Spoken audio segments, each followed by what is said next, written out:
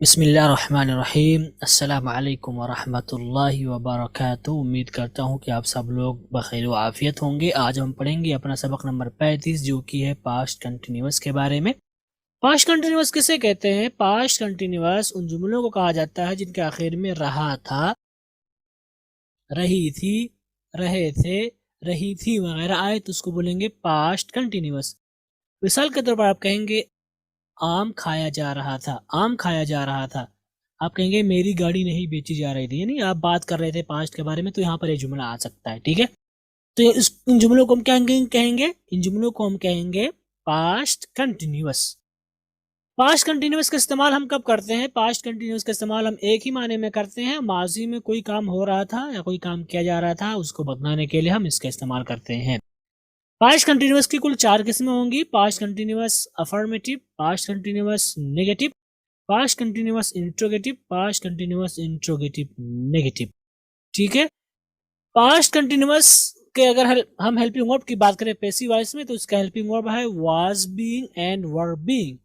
Was being का इस्तेमाल हम सिंगुलर के साथ करते हैं, वाज बीइंग का इस्तेमाल हम सिंगुलर सब्जेक्ट के साथ करते हैं। इसी तरह से आई के साथ भी हम वाज इस्तेमाल करेंगे। और वर बीइंग का इस्तेमाल हम उस वक्त करते हैं जब सब्जेक्ट प्लूरल हो, यानी जमा हो, दो हो या दूसरे जायद हो। इसी तरह से यू जो कि सिंगुलर यानी वाहिद और एक हो, उसके साथ भी हम वर्ब बीइंग का इस्तेमाल करते हैं। और इसमें हम वर्ब के थर्ड फॉर्म का इस्तेमाल करते हैं। तो पैसिव वॉइस की जितनी भी शक्लें होंगी सब में हम वर्ब के थर्ड फॉर्म का इस्तेमाल करेंगे। पास्ट कंटिन्यूअस अफर्मेटिव किसे कहेंगे? पास्ट कंटिन्यूअस अफर्मेटिव उन जुमलों को कहा जाएगा जिनमें रहा था, रही थी वगैरह आया हो और उसमें ना तो नफी हो ना ही सवाल किया गया हो। जैसे कि आप कहेंगे मस्जिद में खाना तकसीम किया जा रहा था या खाना बांटा जा रहा था। आप कहेंगे आपको तकरीर के लिए बुलाया जा रहा था या स्टेज पर बुलाया जा रहा था, जो भी आप कहना चाहें। तो यहाँ पर आप देख सकते हैं इसमें ना तो नफी है और ना ही सवाल किया गया है, और यहाँ पर जा रहा था और जा रहा था वगैरह आया हुआ है, तो इसको बोलेंगे पास्ट कंटिन्यूअस अफर्मेटिव। अगर हम इसके स्ट्रक्चर की बात करें तो इसका स्ट्रक्चर का आपके सामने सबसे पहले हम सब्जेक्ट कहेंगे, उसके बाद हेल्पिंग वर्ब, और हेल्पिंग वर्ब में आप वाज या वर का इस्तेमाल करेंगे, उसके बाद बीइंग, उसके बाद वर्ब की थर्ड फॉर्म, उसके बाद दीगर वर्ड्स का इस्तेमाल करेंगे। तो ये आपका होगा पास्ट कंटिन्यूअस अफर्मेटिव। अगर हम इसकी मिसाल देखें तो इसकी मिसाल देख सकते हैं आप, मस्जिद में खाना तकसीम किया जा रहा था, आपको तकरीर के लिए बुलाया जा रहा था। तो हम कहेंगे foods were being distributed in the mosque. अब कहेंगे you are being invited for speech.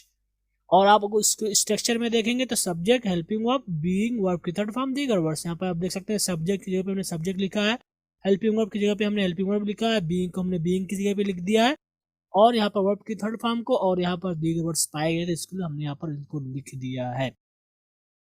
तो हमारा क्या है? ये है आपका पास्ट कंटिन्यूअस अफर्मेटिव, जब आप डूअर को यानी करने वाले को नहीं जाहिर करना चाह रहे हैं। लेकिन अगर आप करने वाले को भी जाहिर करना चाह रहे हैं कि किसके जरिए काम किया जा रहा है, तो उसका वही स्ट्रक्चर होगा, बस हम यहाँ पर थोड़ा सा ऐड कर देंगे।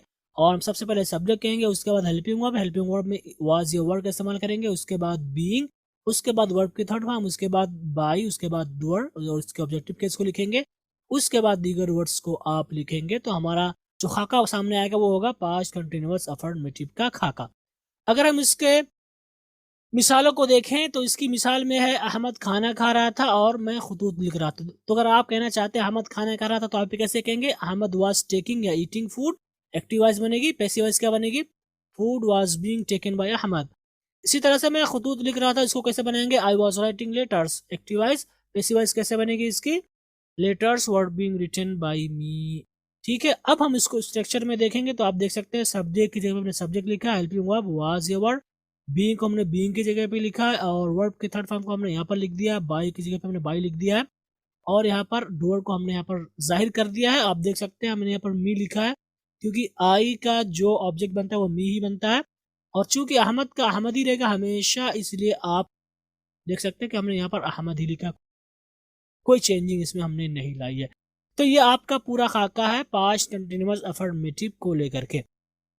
आगे हम बात करेंगे past continuous negative. Past continuous negative किन जुमलों को कहा जाएगा? उन जुमलों को कहा जाएगा जिनमें जा रहा था, जा रही थी वगैरह आया हुआ हो और उनमें नफी भी हो। जैसे कि आप कहेंगे मस्जिद में खाना नहीं तकसीम किया जा रहा था।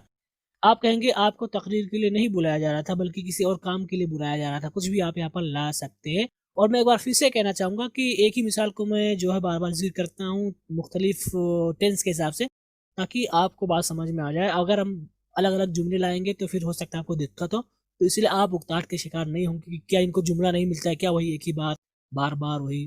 तो ऐसी बात नहीं है, बहुत सारे जुमले मिल सकते हैं मुझे, लेकिन आपकी आसानी के लिए मैं एक ही जुमले को हर टेंस में जिक्र करता हूँ ताकि आपको समझ में आ जाए। तो यहाँ पर आप देख सकते हैं इसमें नहीं आई हुई है, यानी नहीं का इस्तेमाल किया हुआ है, लफ्ज नहीं का इस्तेमाल हुआ है, तो इसको हम कहेंगे पास्ट कंटिन्यूअस नेगेटिव। अगर हम इसके स्ट्रक्चर की बात करें बेगर डूअर को जाहिर किए हुए, तो इसके स्ट्रक्चर में सबसे पहले हम सब्जेक्ट कहेंगे, उसके बाद हेल्पिंग वर्ब वाज या वर, उसके बाद नॉट, उसके बाद बीइंग, उसके बाद वर्ब की थर्ड फॉर्म, उसके बाद दीगर वर्ड्स का आप इस्तेमाल करेंगे। तो ये होगा आपका पास्ट कंटिन्यूअस नेगेटिव। अगर हम इसकी मिसाल देखें तो इसकी मिसाल आपके सामने है, मस्जिद में खाना नहीं तकसीम किया जा रहा था, आपको तकरीर के लिए नहीं बुलाया जा रहा था, तो हम कहेंगे foods were not being distributed in the mask, आप कहेंगे you were not being invited for speech. ठीक है, अगर आप इसको स्ट्रक्चर के पैरा में देखें तो आप देख सकते हैं सब्जेक्ट को हमने सब्जेक्ट की जगह पे लिखा है, हेल्पिंग वर्ब की जगह पे हमने हेल्पिंग वर्ब लिखा है, नॉट को हमने नॉट की जगह पे लिखा है, उसके बाद हमने बीइंग का इस्तेमाल किया है और हमने वर्ब के थर्ड फॉर्म का इस्तेमाल किया, और चूंकि इसमें दीगर वर्ड्स पाए गए थे इसलिए हमने इनको यहाँ पर लिख दिया है। तो ये पूरा क्या खाका है, पास्ट कंटिन्यूअस नेगेटिव का खाका है, बगैर फाइल यानी करने वाले को या डूअर को जाहिर किए हुए। लेकिन अगर आप डूअर को भी लाना चाह रहे हैं तो वही स्ट्रक्चर होगा, सबसे पहले हम सब्जेक्ट कहेंगे, उसके बाद helping verb was a word, उसके बाद नॉट, उसके बाद बीइंग, उसके बाद वर्ब की थर्ड फॉर्म, उसके बाद बाय, और उसके बाद ऑब्जेक्टिव केस को लिख देंगे, दीगर वर्ड्स पाएंगे तो वहां पर आप ऐड कर देंगे।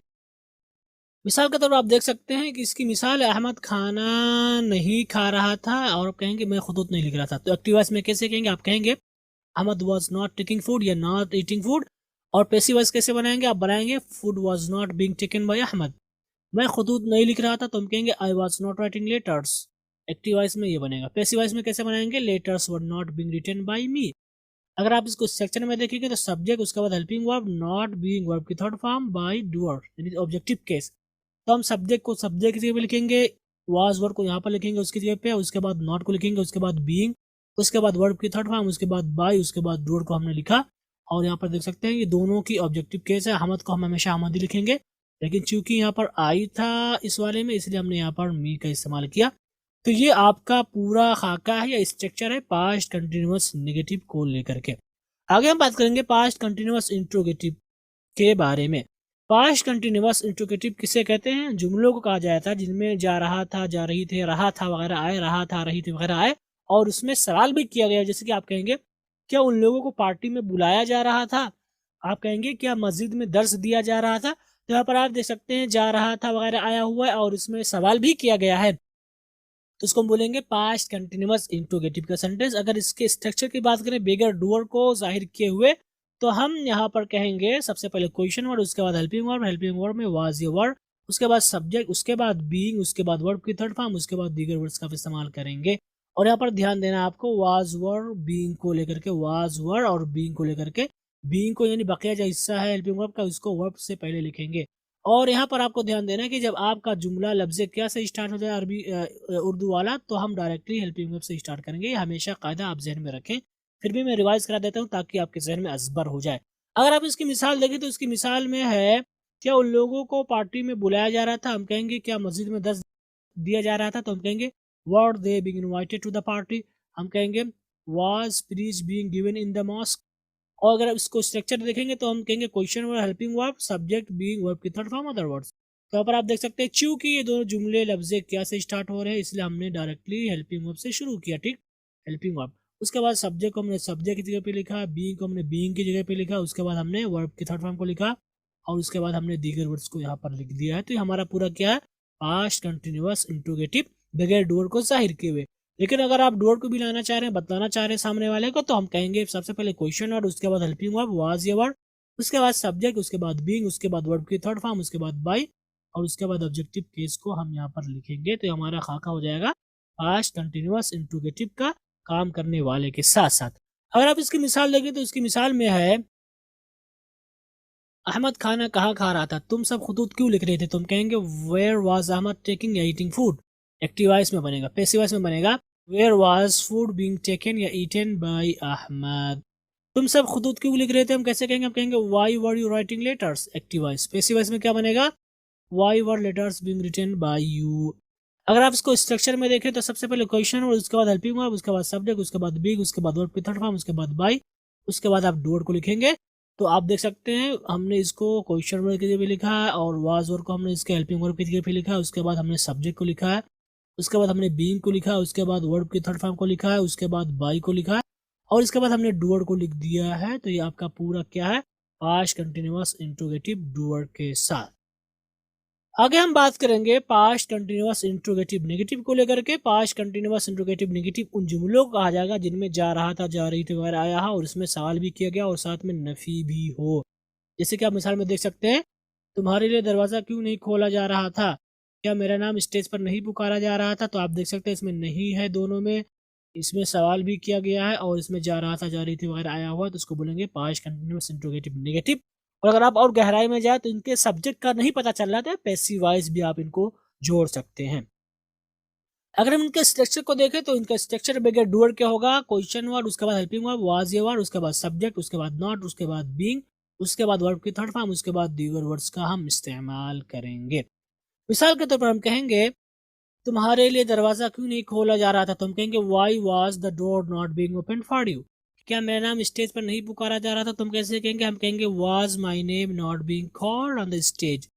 और अगर हम इसके स्ट्रक्चर की बात करें तो सबसे पहले क्वेश्चन और इसके बाद हेल्पिंग वर्ब, वाज ये word, subject not being verb की थर्ड फॉर्म अदर वर्ड्स। यहाँ पर आप देख सकते हैं हमने क्वेश्चन वर्ड किसी पे लिखा चूंकि इसमें क्वेश्चन वर्ड था और यहाँ पर नहीं था इसलिए नहीं लिखा। चूंकि ये डायरेक्टली लफ्ज कैसे शुरू हो रहा था इसलिए हमने हेल्पिंग वर्ब से स्टार्ट किया और हमने सब्जेक्ट को सब्जेक्ट की जगह पे इस्तेमाल किया, नॉट को हमने नॉट की जगह पे इस्तेमाल किया, बीइंग को हमने बीइंग की जगह पे इस्तेमाल किया और वर्ब के थर्ड फॉर्म को हमने यहाँ पर इस्तेमाल किया और दीगर वर्ड्स पाए गए थे इनको हमने यहाँ पर इस्तेमाल किया। तो सारी मिसालें हैं पास्ट कंटिन्यूअस इंट्रोगेटिव नेगेटिव को बगैर डूअर को लेकर के।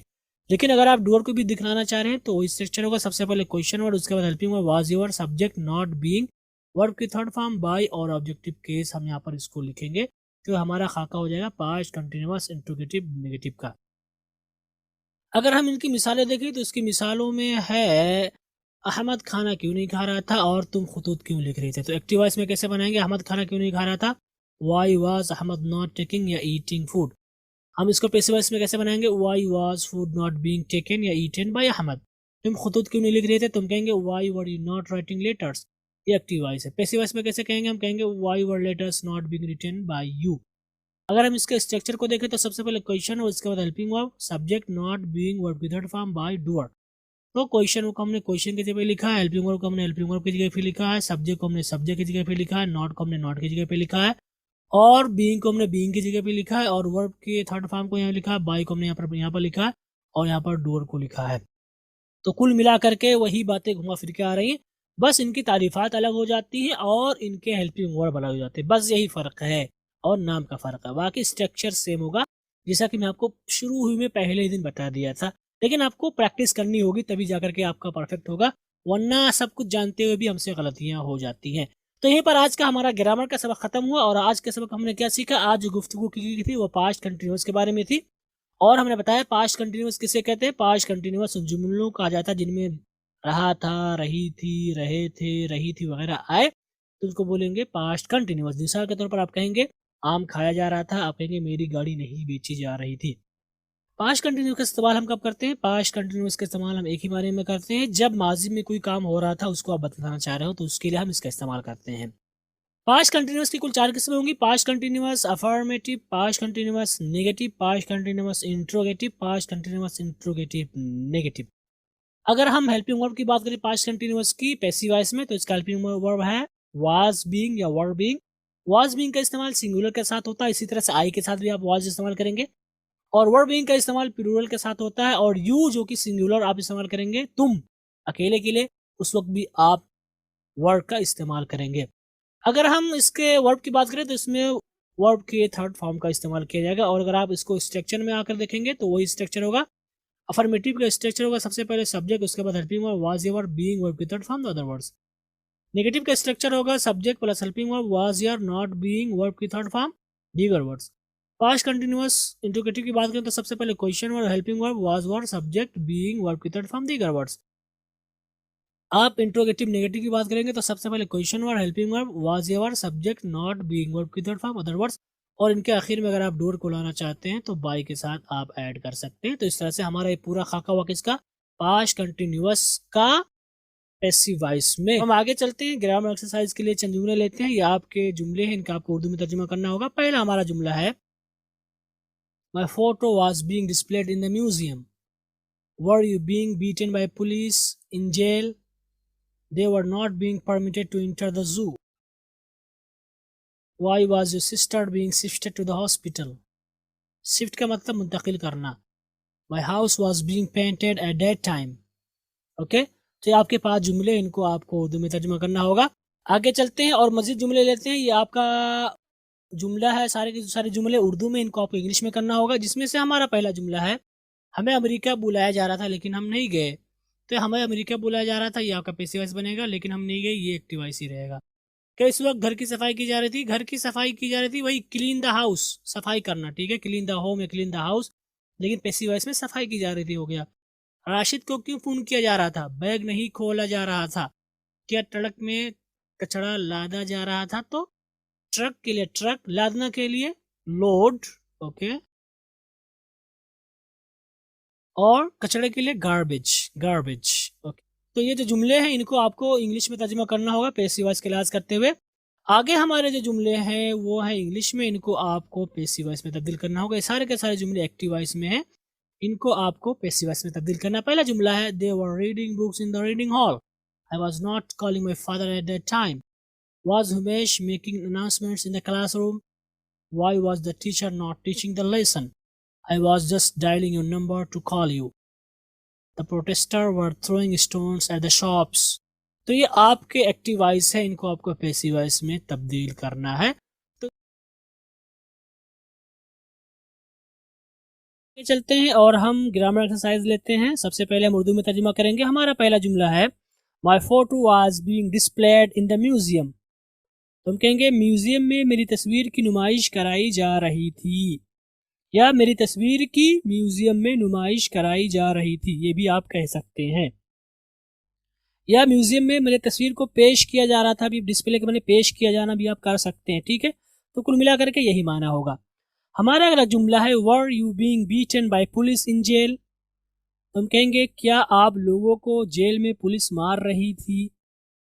तो हमने जो उर्दू में तर्जुमा किया ये एक्टिव वॉइस के हिसाब से किया, राइट, लेकिन यही तर्जुमा सही होगा, क्योंकि डूअर जब आ जाए तो हम जो एक्टिव वॉइस में तर्जुमा कर सकते हैं, बेहतर होता है ऐसा ही तर्जुमा करना। तो were you being beaten by police in jail, क्या आप लोगों को, लेकिन अगर आपने इसको सिंगुलर में लिया, यू को वाहिद के माने में लिया, तो आप ले सकते हैं, ठीक है। Were you being beaten by police in jail, क्या आप लोगों को जेल में पुलिस मार रही थी? हमारा अगला जुमला है, they were not being permitted to enter the zoo. हम कहेंगे, उन्हें चिड़ियाघर में दाखिले की इजाजत नहीं दी जा रही थी। उन्हें चिड़ियाघर में दाखिले की इजाजत नहीं दी जा रही थी, ओके, या दाखिल होने की इजाजत नहीं दी जा रही थी। या उन लोगों को आपने लिख दिया है तो वो भी सही है, उन लोगों को चिड़ियाघर में दाखिले की या दाखिल होने की इजाजत नहीं दी जा रही थी। आप ये कह सकते हैं, उन लोगों को चिड़ियाघर में दाखिल होने की इजाजत नहीं मिल रही थी, भी आप कर सकते हैं, ठीक है। हमारा अगला जुमला है, why was your sister being shifted to the hospital. तो हम कहेंगे, आपकी बहन को अस्पताल क्यों मुंतकिल किया जा रहा था? आपकी बहन को अस्पताल क्यों मुंतकिल किया जा रहा था? हमारा अगला जुमला है, my house was being painted eight that time. तो हम कहेंगे, उस वक्त मेरे घर को पेंट किया जा रहा था। आप कह सकते हैं, उस वक्त मेरे घर को रंगा जा रहा था। आप कह सकते हैं, उस वक्त मेरे घर में पुताई हो रही थी, या मेरे घर की पुताई की जा रही थी। तो कोई सी भी माना चल जाएगा, लेकिन माना वही निकल कर आना चाहिए। तो ये हमारे जुमले हैं, इंग्लिश से हमने इसको उर्दू में तर्जुमा किया। आगे चलते हैं और हम उर्दू से इंग्लिश में तर्जुमा करते हैं। हमारा पहला जुमला है, हमें अमेरिका बुलाया जा रहा था लेकिन हम नहीं गए। तो हम कहेंगे, we were being invited to America but we did not go. We were being invited to America, हमें अमेरिका बुलाया जा रहा था लेकिन हम नहीं गए। But we did not go, लेकिन हम नहीं गए। हमारा अगला जुमला है, क्या इस वक्त घर की सफाई की जा रही थी? क्या इस वक्त घर की सफाई की जा रही थी? तुम कहेंगे, was the house being clean eight that time. Was the house being clean eight that time. हमारा अगला जुमला है, राशिद को क्यों फोन किया जा रहा था? तुम कहेंगे, why was Rashid being called. Why was Rashid being called, Rashid को क्यों फोन किया जा रहा था? हमारा अगला जुमला है बैग नहीं खोला जा रहा था। तुम कहेंगे the bag was not being opened. The bag was not being opened, bag नहीं खोला जा रहा था। हमारा अलग जुमला है क्या ट्रक में कचरा लादा जा रहा था। तुम कहेंगे was the truck being loaded with garbage. Was the truck being loaded with garbage, क्या ट्रक में कचरा लादा जा रहा था। अगर आपने इस तरह कर दिया है was the garbage being loaded to the truck, यानी हो सकता है आप गार्बेज को ही, कचड़े को आप ऑब्जेक्ट यहाँ पर माने और वहां पर सब्जेक्ट माने, तो आप हो सकता है was the garbage being loaded to the truck और विद द ट्रक, ठीक है। लेकिन ये ज्यादा अच्छा होगा was the truck being loaded with garbage. तो ये हमारे जुमले हैं जिनका हमने इंग्लिश में तर्जुमा किया। आगे चलते हैं और हम पैसिव वॉइस में बदलते हैं। हमारा पहला जुमला है they were reading books in the reading hall. तुम कहेंगे books were being read in the reading hall by them. हमारा अलग जुमला है I was not calling my father at that time. हम कहेंगे my father was not being called by me at that time.